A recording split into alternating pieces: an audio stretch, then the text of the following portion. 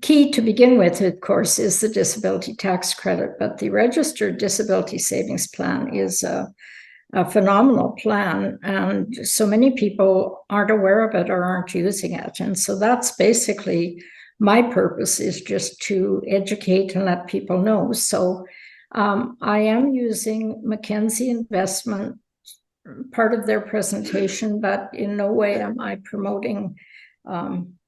I'm using the material for education purposes only. If anyone wants to reach out to me later, they can. But at this point, it's education. So just to begin with, the disability tax savings plan started in 2008. Again, I know most of the youngsters that we're looking at are much younger than that, but it's a federal and provincial matching and funding program. And there's one account per beneficiary. They're individual beneficiary programs, but there's a lot of government money available. So to qualify for an RDSP, a disability savings plan, they have to have a disability tax credit. I've sent you the link of how to apply for that. You can apply online now, and it doesn't have to be sent in by paper. It's quite a bit more streamlined than it used to be. The person has to be less than 60 years of age, Canadian resident, and have a valid social insurance number. So if they are a Canadian resident, even if their social insurance number starts with a 9, they can qualify. Okay. So generally, it's any impairment in a physical or mental function that lasts at least 12 months. They don't look at anything usually less than that. And the individual fills out part of the application themselves, they forward it, and then they have a medical practitioner that certifies. Now, what we have found, because we've been doing a lot of these for people, it's important that whoever the medical practitioner is, it can be a doctor, it can be a nurse practitioner, it can be a psychologist, there's a whole variety. Know that it's someone that knows your situation, because if they don't, often they just fill in a form quickly and don't indicate what the situation is. One of the guidelines that one of our ladies said recently is, what is it like on the worst day? So when you're talking about how disabled the individual is, what's it like on the worst day? Of course, the blindness and life-sustaining are automatic, but whether it's speaking, feeding, dressing, walking, and mental functions, we've got a list of 95 different conditions that are considered and covered. A lot now with anxiety, depression, a lot of those things as well. Sure. So what we've actually done in some situations is sat with our parents or with the individuals themselves and, okay, what's it like on your worst day? Like, what do you have to do to cope type thing? And then have it written down so that they can, when they go to the doctor and ask them to do the application, they've got this information that they can give to them. And that way it's much easier for them to be specific on the condition. So again, money spent on special tutors, on counseling, any of that can also be partially reimbursed, right? So it's not only the disability tax credit for the RDSP, but there's other things. So for example, caregivers. If, for example, a child is disabled and a parent can't work or has to bring someone in to do childcare, then that can also count as a caregiver disability tax credit. Okay. And then there's the child disability tax credit as well. So why apply for it? Well, basically it's a benefit from a reduction in income tax, the non-refundable tax credits, and again, with the child, it would be the parents that would claim the tax credit on their income tax. And over years, it can add up, because it's well over $6,000 that you could qualify for and, get that much less tax that you're paying. Medical expense deductions. again, those are also covered, and things such as, like I said, the counseling, the tutoring, any of those things can also be covered. It can be transferred to the parent or, to a grandparent or someone else, but it has to be someone that they would be dependent on. The other interesting thing is if someone, and we've had a number of these cases where someone has never applied for it, and yet they have been under medical care, or it was diagnosed quite a while ago. For example, some of our adults were even diagnosed before 2008 when it came into place. They can get 10-year back tax credits. So again, it's a big, a big deal as far as I'm concerned. And it goes right back to the date of the disability. One other thing is, Revenue Canada sometimes disqualifies or doesn't count anything. I encourage everyone to appeal. Always appeal any of these situations, because they expect people not to appeal, and therefore you don't get any money. But if you do appeal, very often you will get considered. We actually had a sad situation where a girl was an epileptic and they disqualified her, and we don't know why. And it took 4 times that we appealed, helped her appeal with her doctor before she finally qualified, and got paid back 12 years. Her husband actually did, because, the condition was there the whole time. Yeah. So with children, the account holder would be the parent who would own the RDSP. And then if anyone is 18, they would be the account holder, unless they are not, don't have the legal capacity to. Then the parent would still be authorized to act as the account holder. Okay. And then if it's someone else, until this year, it can be opened without court authorization. If it's someone other than a parent, then there has to be legal authorization. Okay. So funding for the RDSP. So the program is huge because they will give you grants up to $70,000. And there are bonds for people who have lower income of up to $20,000. But when you look at this over time and the value of the money as it increases, it's quite significant. We've got people that, have well over $100,000 in the program already and haven't put a lot of it in themselves. So non-deductible contributions, anyone that puts money into the program, it's already taxed. Therefore, anybody can put that money in. The only thing is that the account holder has to approve them putting the money in. So it can be a grandparent, it could be an aunt and uncle putting money in, anyone for birthday gifts or whatever. There can also be tax deferred rollovers, RSPs, RIFs, pension plans. If someone is, generally it's a grandparent, for example, could leave in their will that they want a certain amount to pass over. And that can also be done, but there's no government matching. And then there's no annual limit. The full amount can be put in up to $200,000. Of course, we encourage that it be put in over time to get the maximum grants. So the disability savings grant, I've already mentioned, it's up to $70,000. You're eligible to receive it every year up to age 49. Okay. And the family net income, if the income is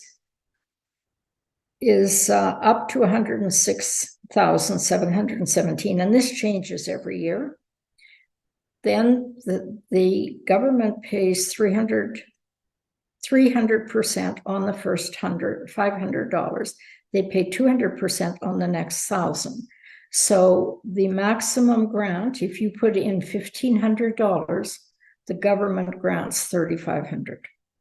So for a total of $1,500, you now have $5,000 invested. Okay.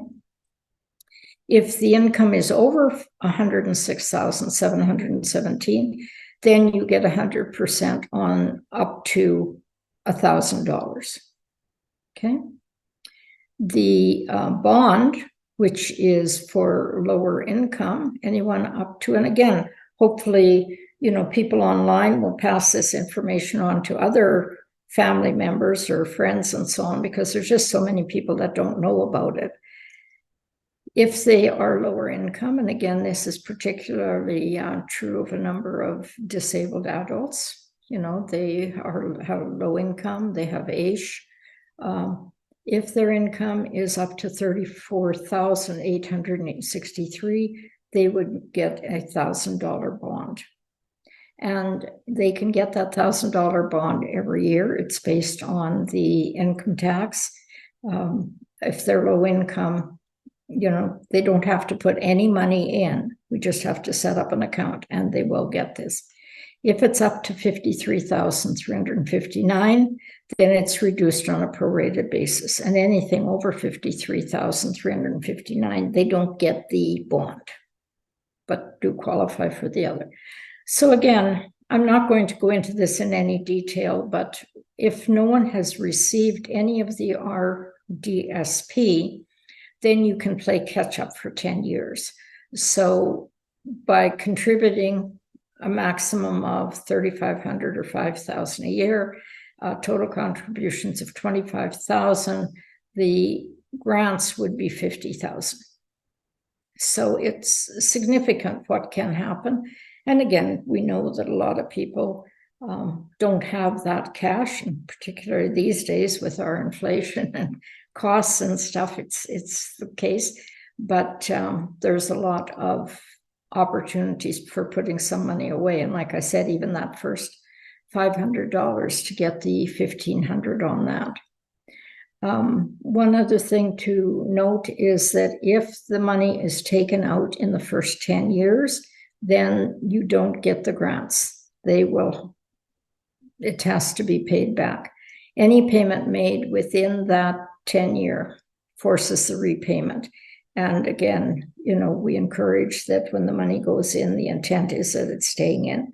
That's why it only goes up to 49, because the plan starts paying out at age 60. So just like RIFs, registered retirement income funds, have to start paying out, or you have to start taking money out at 71. This one, you have to start taking money out at 60. So that's why you can't contribute after 49, because they don't want anyone in that penalty phase.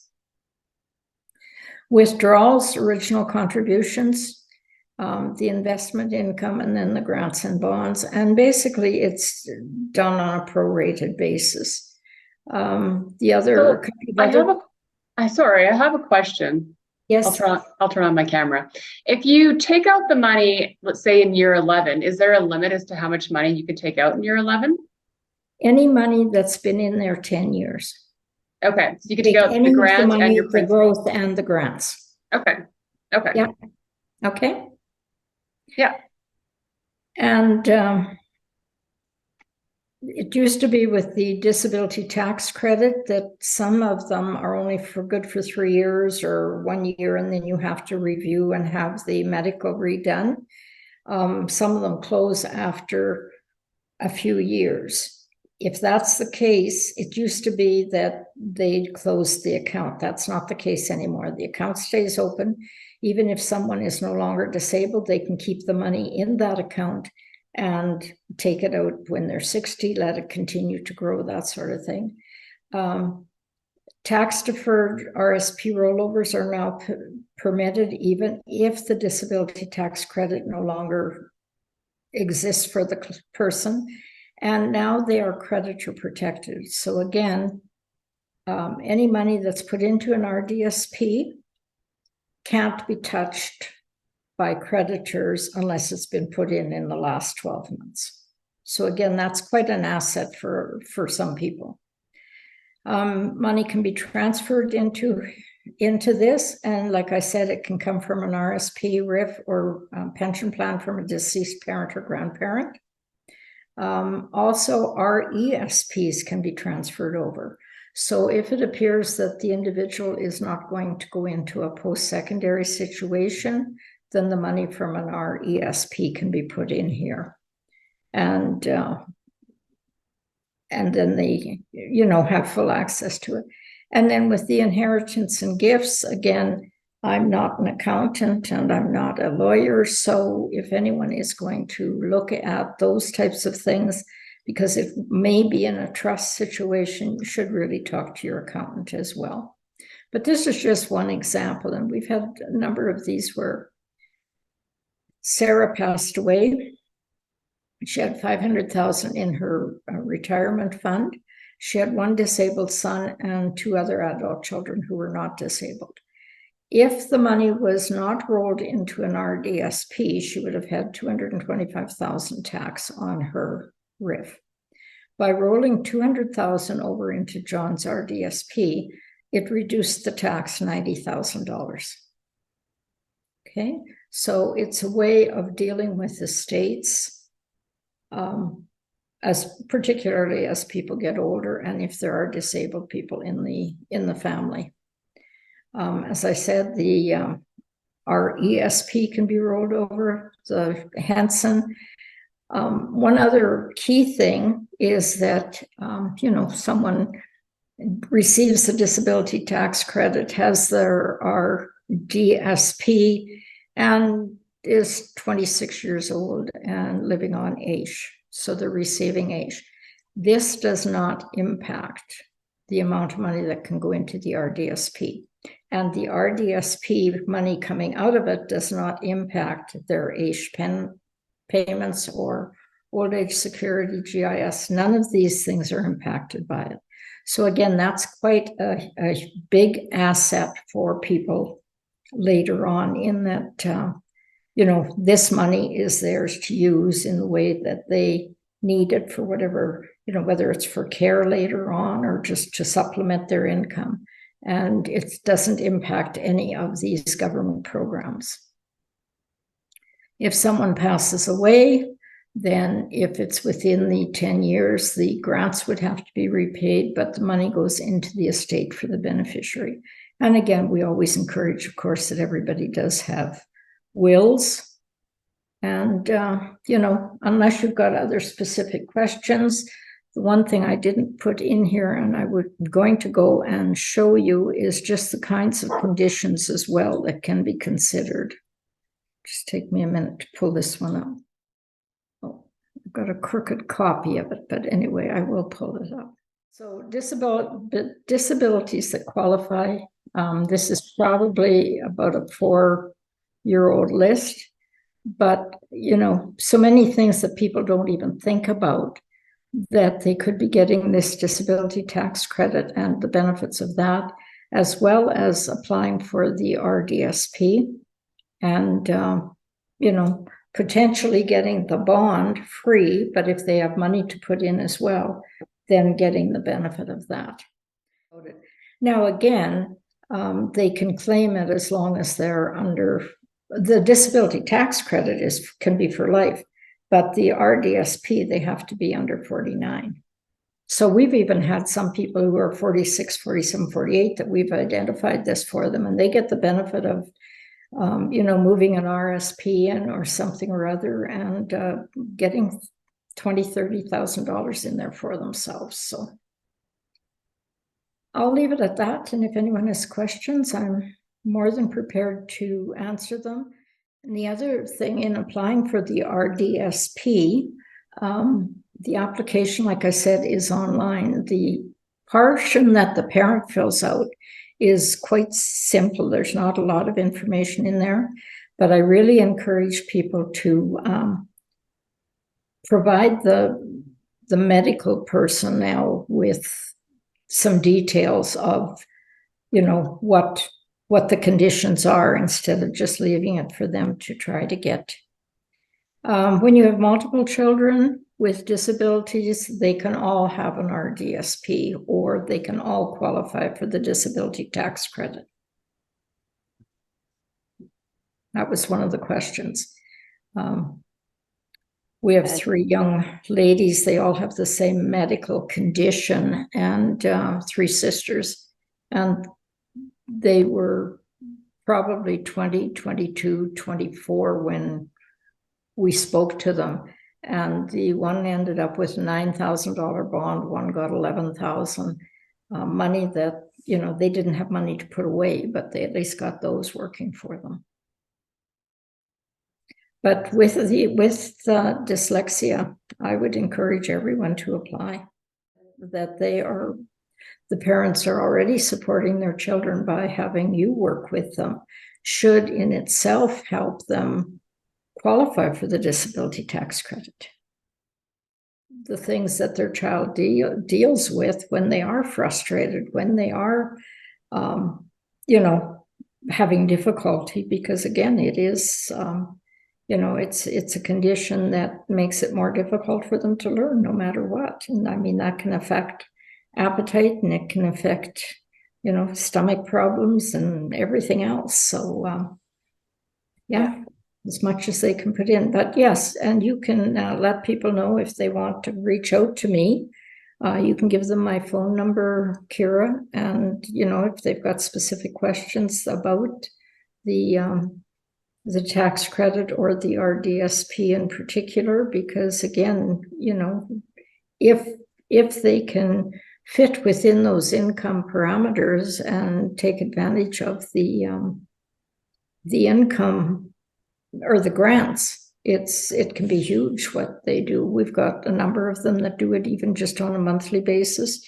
You know, I've got one young disabled person. It's a young adult.